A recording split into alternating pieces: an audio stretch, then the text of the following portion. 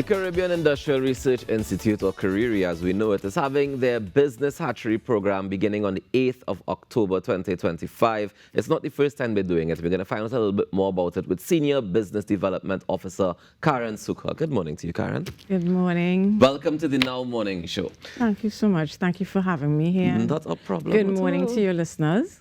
Tell us about the Business Hatchery Programme. So the Business Hatchery Programme is a program that started over 10 years ago, and it is really focused on helping early stage entrepreneurs to develop their businesses into a competitive, sustainable, resilient business. Okay, competitive, sustainable, and resilient. Absolutely. All right. So it's designed to help persons who have been doing some business, but perhaps they're not sure about whether they're pricing their product properly. Is my business really profitable? Am I managing my cash flows? Perhaps I've been marketing, but could I be selling to new customers? Could I be using better marketing strategies? You know, so we try to help you along this journey. It's 10 weeks in which we go through a series of workshops and one-on-one coaching with you to really help you develop your business model so that you can become competitive, sustainable, and resilient.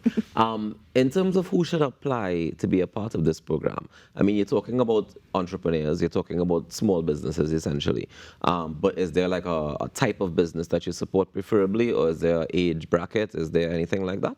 Right, there are no limits in terms of the types of sectors that we get involved in. Okay. And over the 10 years, we have been had businesses from all sectors: retail, commercial, manufacturing, food and beverage, Creative? all types. We've had some creatives. I find you say that with a tone. I will come back to that. I'll come back to that tone, Karen. But I want to know about some of the transformation that you've seen in entrepreneurs who've gone through the program. Absolutely. So we've seen where entrepreneurs, a lot of times they start with, they have a skill, and people tell them, you know, this is something you should get into, people would buy it. So they launch a product or service that they know very well. But perhaps they tend to stay away from things like the financial aspect, you know, they hand that over to an accountant. But here at our program, we see where they start to become comfortable with their numbers, you know, and that's a big part of it. They start to realize, perhaps I've not been tapping into all my possible customers. They learn a little better about like digital marketing and how they can really leverage that for their business. So we see businesses become very confident. They're willing to go to investors now because they can talk holistically about their business. Yeah, and they can talk about it from an investment perspective now. Absolutely. Now, we're talking entrepreneurs. These are people who, for lack of a better word, they're hustling. They're very busy all the time, always working. How flexible is the program to allow for that? Right. So we've recognized that our business entrepreneurs are doing many other things. And so this program runs outside of your regular working hours. It's on an afternoon from 5 to 8 p.m. And we also give them recordings so they can review the information. It's online. Initially, we had started with in-person, but we recognized that a lot of times they can't make the in-person. So we've gone online as well to facilitate that. And we really do work with them with regards to coaching and so on in terms of timing. Okay, to making sure everybody gets the best of the program. Absolutely. Are there any success stories that you're particularly proud of? We've had quite a few entrepreneurs who've really done well. One that maybe a lot of people might be familiar with his product is Nigel Jordan. He has done Twigs. Yeah, Twigs tea. Right? He's one of our graduates. We also have just to zero in on one just for a second, because you mentioned Nigel, right? And I don't think people understand, or they may not be able to see the fruits of the work that has been going in. Can you tell us what are some of the milestones that you can say, all right, this business went from X to Y, or from A to Z, as the case may be? Right. So when Nigel came to us, he was very much at an early stage in terms of his production and so on. And after having done the program, he definitely felt a lot more comfortable with his financials and all of that. And now Nigel helps us ever so often when we need someone an entrepreneur to talk and inspire. The new ones who are coming up, he's definitely always there to help us. And I mean, now he's in a lot of the stores.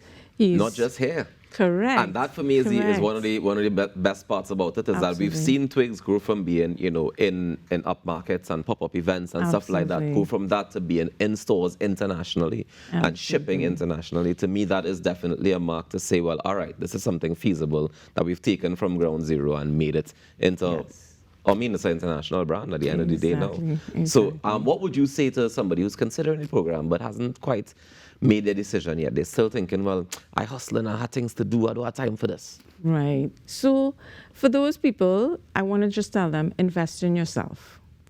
Invest in your business. A lot of times we may think that we kind of know what we have to do, but being in the program forces you to stop just running on that, on that hamster wheel. You're running hard. But now you have to look at your business holistically, strategically.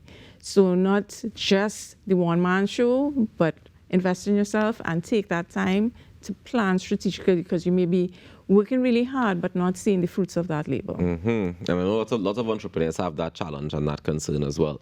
Now, when I asked you about the creative sector earlier, I find you get kind of told. But I'm curious though, do the same rules of entrepreneurship apply to the manufacturing products and the physical things that you can see as it does to the creative sector and the services that's provided? So the tools that we give entrepreneurs during the program, we really want them to implement that immediately in their businesses. So the ideas behind those tools, we would work with the creatives separately on a one-on-one basis so that they can apply it to their business. Why I smiled when you spoke about that is because we do have another program currently that we're implementing for the creative sector. So we are currently, we've done what we call some gap analysis for entrepreneurs, and that program has been funded by the IB and Compete Caribbean, where we've analyzed that sector. We are currently now in the phase where we are going to be doing workshops specifically because of that gap analysis. We've identified specific areas that creative entrepreneurs in particular need specific help. So things like intellectual property. Okay, I'm not going to say we got to get into some of them areas. I'm here with the gap analysis. So intellectual property is one of those areas. Intellectual property, even their marketing strategies might have to be a little different, their business models, and looking at even the profitability aspect of it as well. Yeah. Tell me some of the biggest challenges that you've seen entrepreneurs have to overcome. I mean, besides, of course, the time factor in terms of managing their time, but what are some of the challenges that they've had to overcome in order to get their business to that state from being just a hustle or just busy work to being productive, to earning a profit, to earning them that income?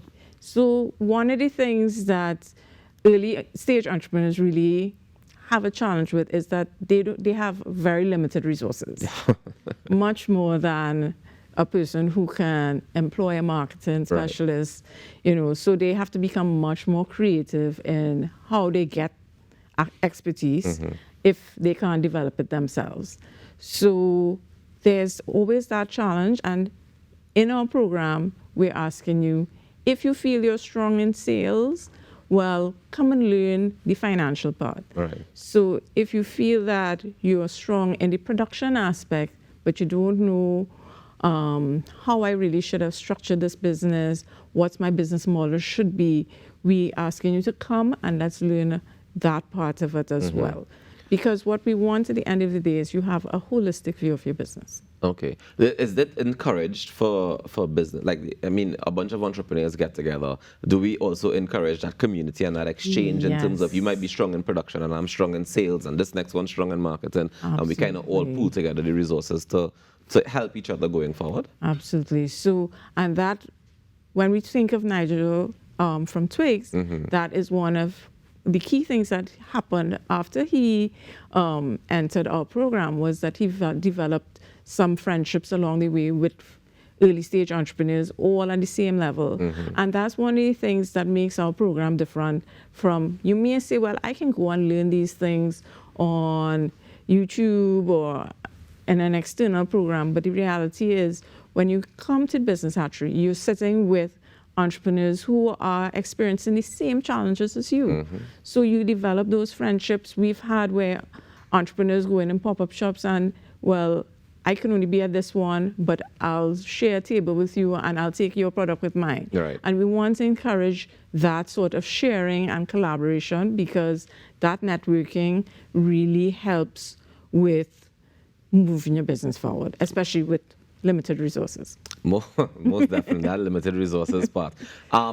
In terms of registering, can people still register to be a part of the program, or is it closed off? No, absolutely. We're taking registrations until the 4th, which would be the end of this week. It's Saturday. Yeah. And just go to, either you can email us at businesshatchery@cariri.com. That would be probably the most direct way. Business Hatchery at cariri.com. And we will reach out to you. Okay. Or you can go to our website, www. Go to the website as well. All right. Well, Karen, thank you so much for joining us. Congratulations to you and the entire team at CARIRI on this initiative. I know it's been going on for a while, and I hope that it continues to go on to continue to encourage our entrepreneurs to be the best version of themselves that they can be. Thank you so much. And my parting words to any of our entrepreneurs out there: invest in yourself. Invest in yourself. Yeah. Thank you so much. Karen Sukha, the Senior Business Development Officer at CARIRI, telling us a little bit about the Business Hatchery Program. It's happening from October the 8th. You definitely want to be a part of it. You can register until this Saturday. What are you waiting on? Go to the website right now. Let me take a break and we'll come back with more. Stay tuned.